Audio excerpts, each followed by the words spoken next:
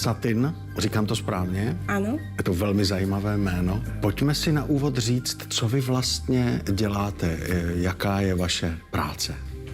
No ja sa venujem tomu, že malujem, fotím a generujem rôzne fotopredlohy pre umelcov, ktorých používajú ako pomôcku pri kreslení. A co nás tedy čeká, respektive jakému období se věnujete? A ja by som vám rada ukázala niečo z mojej tvorby, ktorá je zasadená do 3. až 2. storočia pred našim letopočtom.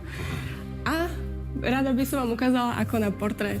Jaký portrét budeme vyrábět? Bude to válečník, nebo Presne to bude... tak. Bude to historický portrét a ukážeme si, ako tú postavu vytvoriť, ako ju vyskladať, ako pracovať s emóciou, so svetlami. No tak pojďme rovnou na to. Ideme. Takže jestli tomu správně rozumím, my vlastně vytváříme portrét, ale mnohem sofistikovanější. Je to tak. Dnes by sme si mohli vytvoriť veliteľa vojska v tejto starovekej armáde, dáme mu zbroj a v postprodukcii môžeme pridať elementy krv, vodu, špinu, jazvy. Urobíme z neho charakter. No ale na tu postprodukci musíme model vyfotit nějakým specifickým způsobem, ne? Využijeme iba 2 svetlá. Človek, ktorý to bude robiť doma, môže použiť aj nočné lampy a je to veľmi jednoducho prevediteľné aj v pohodlí domova. Tak pojďme na to, jak správně ten model nafotit. Dobre, ja by som možno začala svetlami. Máme tu hlavný zdroj svetla, ktorý posunieme nad našeho modela. Hlavne pri mužoch to vyzerá drsnejšie, ak dosiahneme väčších kontrastov.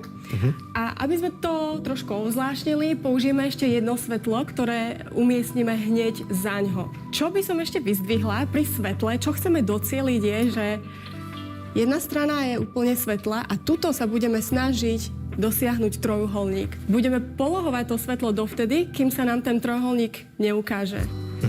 To je takéto cinematické osvetľovanie, ktoré vidíme často aj v starých obrazoch.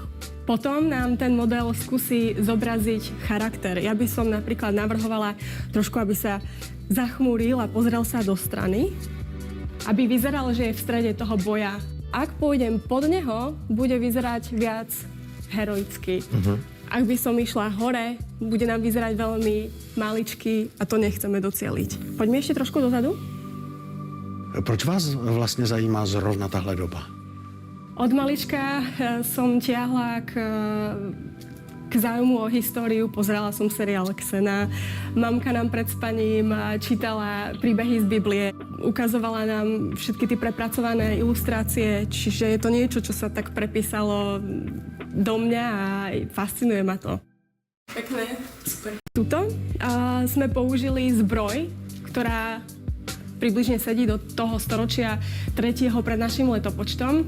Má rôzne zaujímavé aplikácie. A síce my nebudeme vykreslovať celú zbroj, ale chcem tam docieliť aspoň nejaký ten začiatok, ten náznak, ktorý nám ten charakter dokreslí. Ak to niekto bude skúšať doma, samozrejme asi zbroj ľudia nemajú len takto pohodenú doma, mohli by sme skúsiť napríklad iný charakter, fantasy postava, komiksová, dáme niekomu koženú bundu, nejaké zaujímavé okuliare. Jednoducho obzvláštniť ten charakter, pretože ja to budem malovať do tejto časti a to, čo je na ramenách, nám naškrtne tú postavu. Máme fotografii, co se bude dít teď. My si skúsime preniesť proporcie a určité uhly buď na papier alebo do počítača, záleží, čo z toho budeme používať a ja by som vám rada ukázala zo pár krokov ako na to. Určite najhlavnejšia vec je trafiť uhol tej tváre. Niekedy je tvár natočená napriamo, niekedy je na šikmo a ten uhol jednoducho prenesiem tak. Ruku mám narovnanú, nezohýbam ju v lakti, prenesiem si stredovú osu, rýchlo si ju naznačím. A teraz snažím sa prenášať všetky vzdialenosti, ktoré mám na papieri. Šírka tváre bez uší, výška tváre. Hlava je v podstate také zjednodušené vajíčko. Hodím si tu ovál. Nemusí to byť krásne, uhladené, zatiaľ je to len veľmi hrubá skica. Čo je úžasné na tvári aj na tele je to, že má strašne veľa pravidiel, ktoré keď sa človek naučí, tak dokáže kresliť aj bez pomoci tej fotky. Tak napríklad výška nosa sa rovná výške čela a takisto vzdialenosti medzi brádou a nosou, ale nos je rovnako vysoký ako ucho. Výška nosa od koreňa a už tu mám naznačený nos, šírka nosa. Buď používam prsty, alebo napríklad pravítko, nejakú špejli, krúžidlo, s ktorou si budem prenášať tieto vzdialenosti. A postupne si vlastne takto naznačím všetky dôležité časti tváre. Šírka úst, osa očí. Čím viac sme toho schopní spozorovať, tým lepší je potom ten výsledok. Tak máme základní skicu. Můžu vidět, jak v krocích postupujete dál? Po takéto hrubej skice si potrebujeme zadefinovať detaily. To už znamená trafiť tvar viečok, tvar obočia, nozdier a tak ďalej. A hneď potom si vždy nahodím nejaký podmaz, nejakú farbu pod. Až to mám hotové, otvorím si fotku, možno do počítača, aby som vedela lepšie trafiť tú farbnosť, do mobilu, ak niekto pracuje doma s papierom. A už sa snažím triafať odstiny, ktoré vidím na tej tvári. Hneď potom ideme na detaily, môžem si to priblížiť a vykreslovať si tam tie chlopky, fousy, detaily ako zbroj, pridávanie rôznych elementov. Krv, keďže nám prichádza z boiska, jazvy a nakoniec ešte nejakú vodu, dážď a máme vlastne hotový obrázok.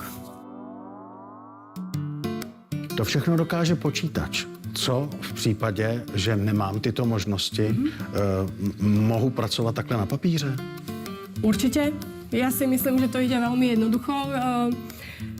Záleží od toho, ako veľmi je človek pokročilý, alebo áno, ako dokáže vykresliť jednotlivé elementy, ale pokiaľ si niekto vytiskne tú predlohu, veľmi krásne sa dá podľa nej kresliť alebo obkreslovať. Já myslím, že takovýto portrét může být krásným dárkem na Vánoce. My se dnes vypravíme ještě za další inspirací, ale teď malá ochutnávka toho, co vás dnes v Polopatě ještě čeká.